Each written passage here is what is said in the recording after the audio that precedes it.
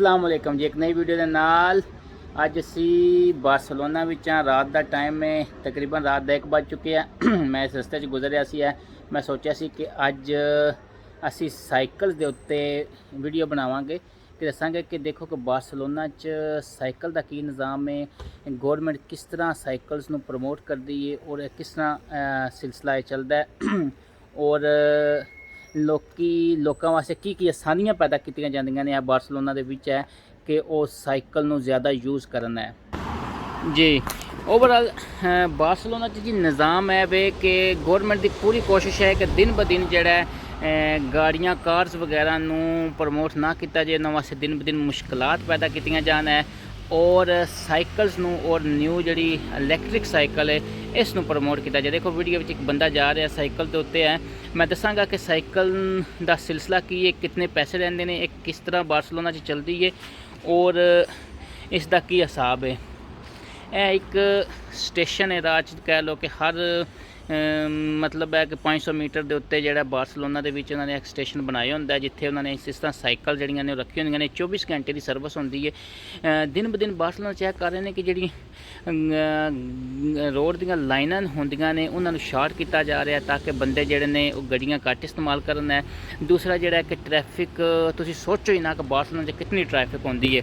Barcelona सारी इतनी traffic होंदी है कि अगर तुसी कदे वर्किंग टाइम ते कदे बाहर निकलो तो पता चल जाए कि इत्थे हाल की होंदा है ट्रैफिक दा और बंदा इतना को फस जाता है कि वायद जो बेहतरीन रस्ता होंदा है बार्सिलोना दे विच निकलन दा अगे तेज़ी नाल जान दा वो यही होंदा है कि यार तुहाडे कोल साइकिल होवे या मोटरसाइकिल होवे, क्योंकि रश इतना इन्होंने पैदा कर देना किया गया। इहदी बेहतरीन स्ट्रैटजी यह होंदी है कि लोग मजबूर होकर साइकिल्स नू या मोटरसाइकिल वगैरह नू इस्तेमाल करना है।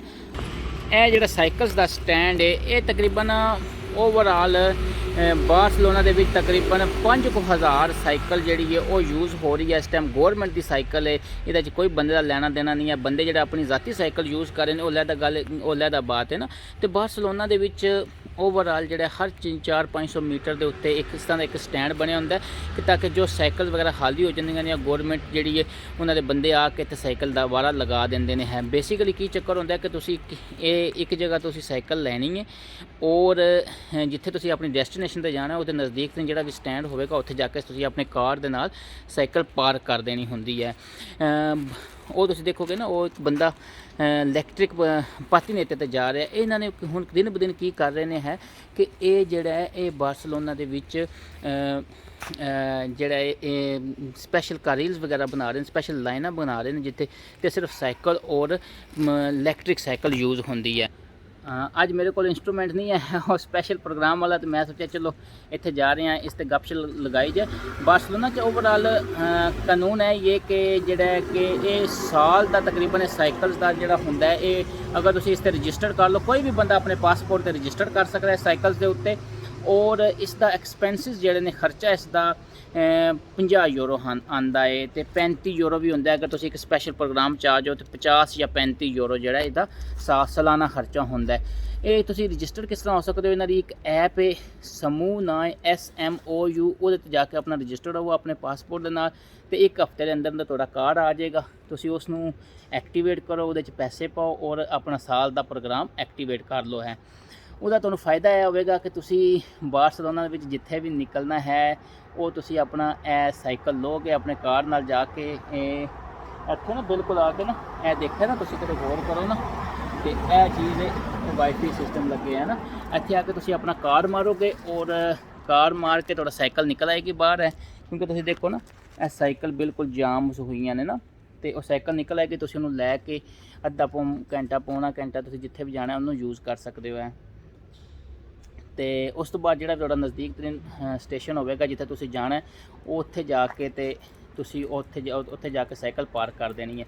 बहुत ही अच्छी सर्विस है, बहुत मज़ेदार सर्विस है ताकि इस तरह लोगों को प्रमोट किया जाता है कि तुसी जो साइकिल का जितना ज़्यादा यूज़ कर सको, इलैक्ट्रिक साइकिल का यूज़ कर सको और गड्डियां ते कार के उत्ते जो इंसान की डिपेंडेंसी है उस चीज़ को ख़त्म किया जा सके है। दिन ब दिन जो मैं अज तो तकरीबन 6-6.5 साल पहले जो बार्सिलोना च आया सी ते इतनी बार्सिलोना इतना कंडेंस नहीं सी है, इतनी मतलब लाइनें सी जड़ियाँ सड़क दियाँ वो भी तकरीबन ज़्यादा खुलियाँ सी, लेकिन दिन ब दिन जो लाइनें नूं ਜਿਹੜੀਆਂ ਅੱਗੇ जिस गली च जिस सड़क ਤੇ ਬਾਰਸਿਲੋਨਾ शहर के अंदर 3 ਲਾਈਨਾਂ ਸੀ ਉਸ ਨੂੰ 2 ਲਾਈਨਾਂ कर ਦਿੱਤੀਆਂ गया पर मतलब है कि ताकि रश पवे है।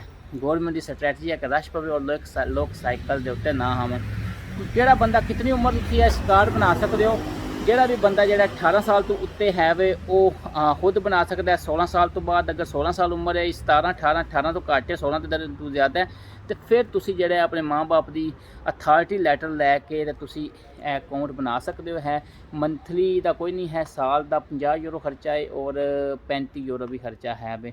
तो ये एप्लीकेशन है SMOU, बहुत ही अच्छी सर्विस है और 24 घंटे पूरा शहर तुम देखो रात का 1 बजे 1 तकरीबन बजे और बार्सिलोना आइए भी आबाद है, रौनक लगी है, बंदे आ जा रहे हैं और लोग साइकिल में भी यूज़ कर रहे हैं। यानी कि अगर किसी बंदे को अपनी साइकिल नहीं है वो लेना नहीं चाहता या समझदा कि चोरी हो जाएगी, वो एक स्टेशन तो ले अपने घर के नज़दीक नहीं जो स्टेशन है वो जाके पार्क कर दे और इस तो फ़ायदा उठा लिया। यह गौरमेंट की ओवरऑल सर्विस जी बहुत ही प्यारी है। दुआवां याद रखियो। मैं जा रहा सी, मैं सोचा कि यह चीज़ तुहाडे नाल कमेंट कर सकदा ताकि जेडे लोग तो बार्सिलोना च रहिंदे ने वो तो इस तो बखूबी वाकफ ने, लेकिन जेडे लोग बार्सिलोना तो बाहर ने उन्होंने भी ताकि पता चले कि यह बार्सिलोना की प्यारी सहूलत है। दूसरी बार्सिलोना जी एक होर सब तो प्यारी चीज़ है कि इत्थे सर बसां सारी रात चलदियां ने ऑल नाइट, यानी कि बंदा को होवे ना होवे ना चलद्या रहना होंदा है। और मैट्रो जी है ये रात 12 बजे बंद हो जाती है, जुम्मे वाले दिन रात 2 बजे बंद होंदी है और हफ्ता फुल नाइट चलती रहती है।